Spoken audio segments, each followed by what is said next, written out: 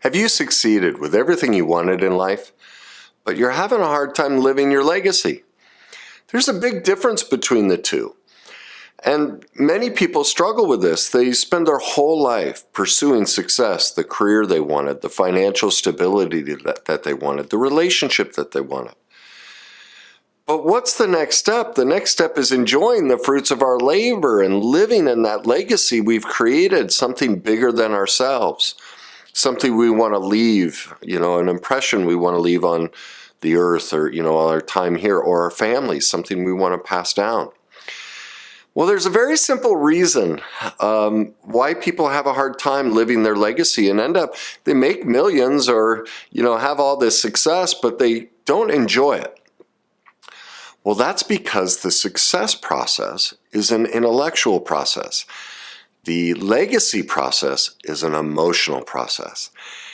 Now, when we're pursuing success, all we're doing is we're grinding away, right? We're just working our tail off. That's a physical exertion, a mental exertion. It's not really an emotional one. It's a determination, which is an emotion, but it's a drive. It's not really sitting and contemplating the emotions of what we're doing. It's also a deeply intellectual process. I mean, we learn from experts like Warren Buffett, Darren Hardy, all these business experts, Kawasaki, I can't remember, I always mess up his name, but all these experts in whatever industry it is, we go become, intellectually deep in, whether we're a doctor, a lawyer, a professor, a banker, whatever it may be, financial advisor, insurance, we learn from these experts. And all of those pursuits are intellectually based. But legacy is emotion. And so what happens is we're caught, in, society for decades has always, even in business, has said, don't talk about your emotions. Don't deal with your emotions. Well, as science has shown, Candace Pert, Antonio Damasio, Bruce Lipton, we are our emotions. There's even in our intellectual pursuit, we're emoting nonstop, but we've suppressed it, minimized it, haven't pursued it, and so we can't make the transfer over. So it reminds me of several clients, several stories of people that, had basically achieved the success but couldn't live the legacy. I think of Patrick. Patrick came to me, and Patrick I wrote about in my book. Patrick and I had coffee 6-8 months before my book came out. And he was talking about how he's working with a business coach and things are going well, but he can't quite get over the hump, can't do everything the business coach is asking him to do. And I know the business coach, he's a great coach, knows everything intellectually business-wise. His skill set's not emotion. And I asked Patrick, I said, so what's wrong? Why can't you follow everything? And he's like, I just don't feel like it. Emotion. Also, he talks about anger. He was really angry. And I was like, well, what you're talking about is emotional mastery. That's my skill set. Yeah, I don't want to go there. That's what most people that pursue success, they don't want to go near the emotions. That's why they can't live their legacy. Well, after the book came out, it's like 6-8 months later, he finally got in touch with me. He said, I can't do this. The anger is overwhelming me. Every day I go to work, I'm enraged. I'm screaming at the way everybody's driving. It's spilling into my client load. It's spilling in at home. And I said, so what's your legacy? What is it you want to leave? He's like, I want to write a book. But he goes, most of all, I want to live it. Like, I've made the money, I can travel and stuff, but I don't travel. I don't spend time with my kids. I want to play golf with my kids. I want to go on 3 or 4 trips, every 6 months with my family. I want family time. I want to experience the fruits of my labor. Well, it only took, a little short time to show him where anger comes from. It's actually fear, and the 3 keys to overcome fear and the whole step process, he started to shift that. Well, here's what happened too. As soon as he started working with me, remember the business coach, he couldn't do everything the business coach wanted because of he didn't have emotional mastery. Well, as soon as we started working together, his law firm exploded. It's now the #1 real estate law firm in all of Arizona and being recognized nationally. So his success process exploded with emotional mastery. All right. Now, I'm also getting text messages from him constantly, pictures of him with him and his kids on the golf course, his 8 or 9-year-old shooting 40 on the front nine. The trips that the family now takes, he's already released his book. He's living his legacy. He couldn't get there until he got emotional mastery. Warren Buffett talks about that. Warren Buffett credits everything to his wife because Warren was all success-oriented. And as he talked about, his wife, and then actually he had an open relationship. His wife was like, I can't live in Nebraska. I can't do this. She moved to San Francisco, and a neighbor friend, another woman, came and took care of Warren. Warren didn't know how to take care of himself emotionally. He had no skill set. And so his wife basically shared her role as a wife with another woman. For Warren to learn how to live his legacy. And now, and you look at Rockefeller, you look at Buffett, Bill Gates, all the people that have created the success, what do they then do? Once they've achieved it all, they open their heart up. They give it all away. They donate it. They recognize that true success is emotional mastery. Now, most of them do it through money. They don't really open their heart, but that's their best attempt because still as a society we go, don't talk about emotion. So could they be enjoying their legacy even more with some, emotional mastery? Of course they could. Of course they could, but their heart's in the right place. It's just the best that their heart can do because, again, as a society, we haven't promoted emotional mastery. But that's what you see. What people do is they then try and give it away to get the emotional mastery, but you don't quite achieve it because it takes an emotional skill set like Patrick learned. It makes me think of Vanessa. Vanessa is someone I talked about in the book as well. She's very successful in the real estate industry. She had been in one career for decades, top of her industry, working for a company. And in midlife went, no, I want to strike out on my own. I want to start over. She became a real estate agent. She came to me because she had tremendous fears. Wait a minute, I've built this, success. I want to start over because I want to leave a legacy. I want something bigger than me. I want to run a team of people and grow them and enrich them and make them better. But she recognized she didn't have the emotional mastery for it. Plus, she started noticing because of her pursuit of success, and this is happening, I'm getting more and more female business clients, women who've conquered the business world, but don't have the relationship and don't have the connection with their kids. See, unfortunately, as women have pursued their greatness, if they've pursued their individuality, their own self-empowerment to express themselves, not just in their feminine side, but their more masculine side of what they want to achieve in life, their goals and dreams, just like men, we want to go conquer something. Well, women want to do that as well. Well, unfortunately, the way what society has done is they told women when they went into the workforce, they said, look, if you want this type of equality, there's only one way you'll get it. You have to drop your greatest gift in life, your emotions. Your ability to be open and vulnerable. You have to drop that and become men like us.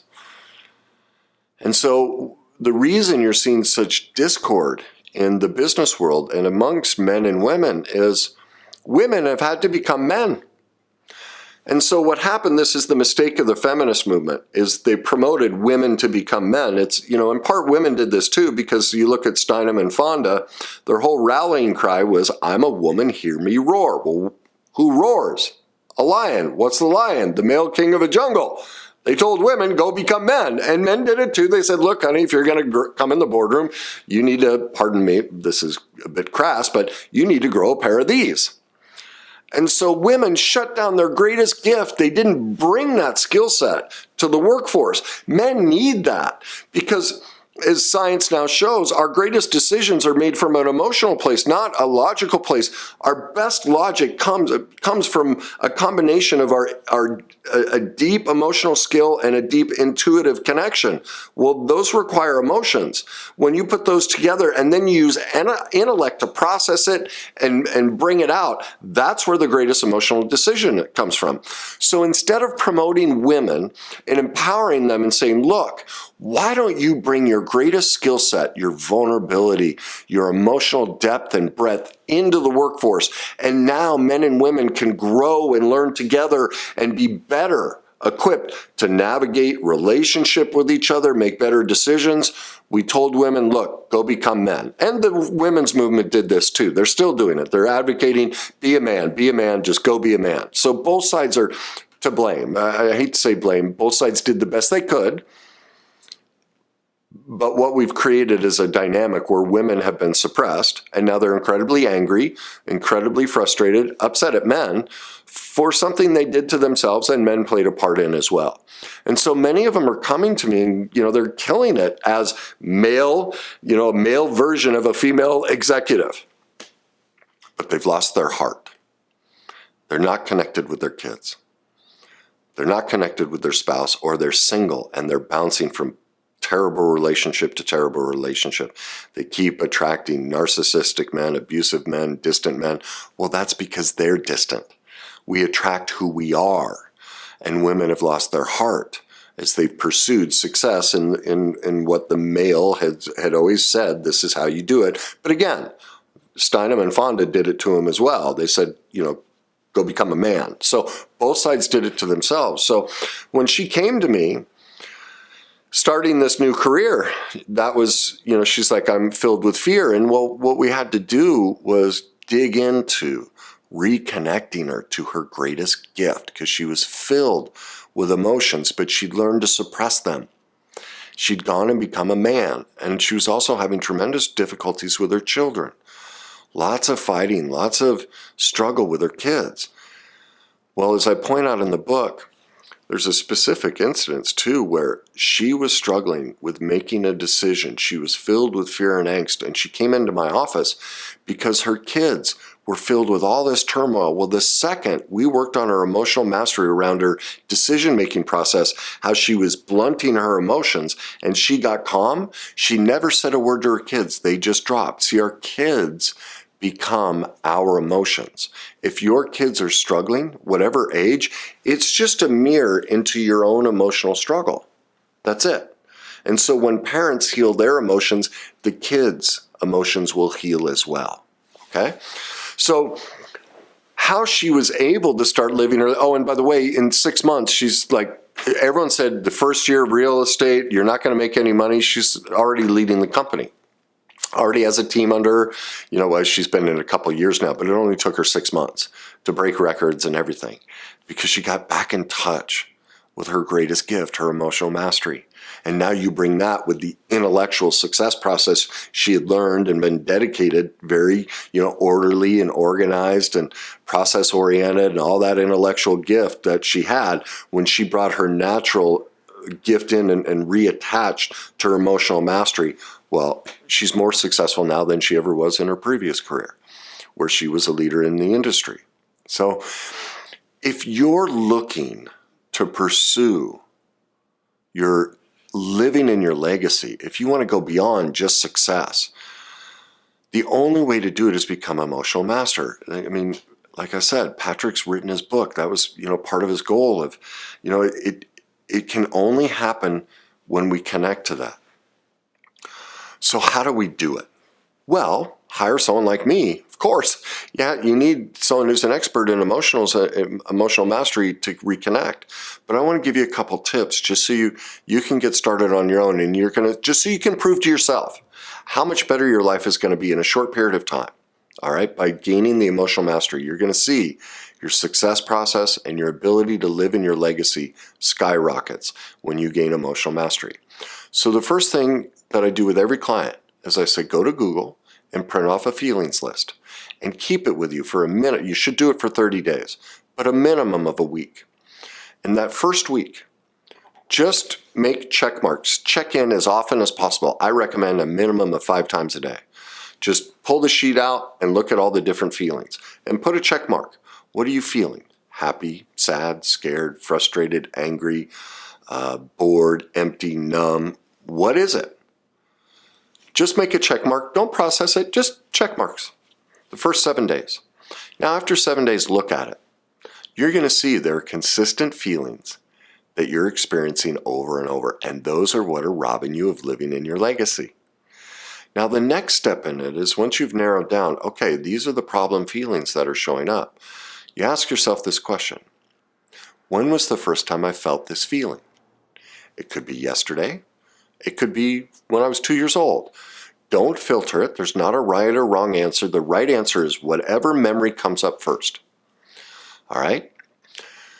What you're going to see, what's robbing you of living in your legacy is there's a traumatic moment that hasn't been addressed. It got suppressed, pushed down, negated, minimized, justified, just, because our society just goes, well, it's in the past, it doesn't matter. I've dealt with it, it's over, and we haven't. You have to process those emotional moments, and none of us have been taught how. We don't have the emotional mastery to process it. So I'm teaching you a little bit of the emotional mastery so you can learn how to do it, because this is what's keeping you, just like Patrick. Patrick couldn't process his emotions, so that's why he was successful, but not fully successful until he gained emotional mastery. But you can't live in your legacy unless you have emotional mastery. And so as you start to recognize, okay, these are the main feelings. When was the first time I felt this? And let's say it was 2 years ago. You're also, if you stay on it, you're going to start seeing there's a cascade of experiences, traumatic life experiences that all tie into that feeling. And so now you're aware of where these are the painful moments from my life that I've never cleaned up, I've never dealt with, I've always ignored, suppressed, minimized, and denied and said it's not a big deal. And this is what's keeping me, 1, from emotional mastery, and 2, from living my legacy. Now, the process to work through those is too involved for me to put in a video. That depends on what was the painful moment, what was involved, were there other people, do you need skills on codependence, do you need, there's just, is it there PTSD involved because of it? I mean, there's so many different possibilities there. I can't, lay out a simple formula. But the first thing to do is recognize how those painful moments are still driving your life and keeping you from living your legacy. Once you have that, then you can determine, was this a bigger moment? Do I need professional help? Do I need someone like Kenny to walk me through this and help me rework the emotion and overcome it so it no longer works against me, it works for me? That's what emotional mastery is. We take those painful moments and right now they're harming you. They're getting in your way of your success process and your legacy process. And until those emotions are cleaned up and reworked, we will replay them. That's what our brain and body does. It just replays. We will put ourselves in positions. And remember I said how we make decisions, intuition and emotion, and then cognition. Because of that painful emotion, what we think or feel, our gut feeling, is the right decision is wrong. That's called, as I call it in one of my videos, our trauma gut. That's why people repeat same mistakes, because the feeling, we've had this painful feeling so long, even if we're unaware of it, it's driving our decision-making process. And so when it comes to a decision, that trauma gut comes up and goes, this is what I should do. And then we go, wait a minute, I followed my gut. Why didn't this work out? Well, that's the process of emotional mastery. We have to catalog and discover all those painful moments. And once we find them and then move from we heal them so we're no longer in our trauma gut, we're in our authentic, true gut feeling. Now our feelings change, our thoughts change, our decisions change, our actions change. Now we can have the success process and live the legacy we were meant to live. So, if you're not succeeding to the level you know you're capable of, if you're not living the legacy that you know you're destined for, reach out to me. I'll be happy to show you the process and what it takes to gain emotional mastery, because that's all you're missing. It's not an intellectual process. It's emotional mastery. And when you have emotional mastery, you can not only succeed, you can live in your legacy.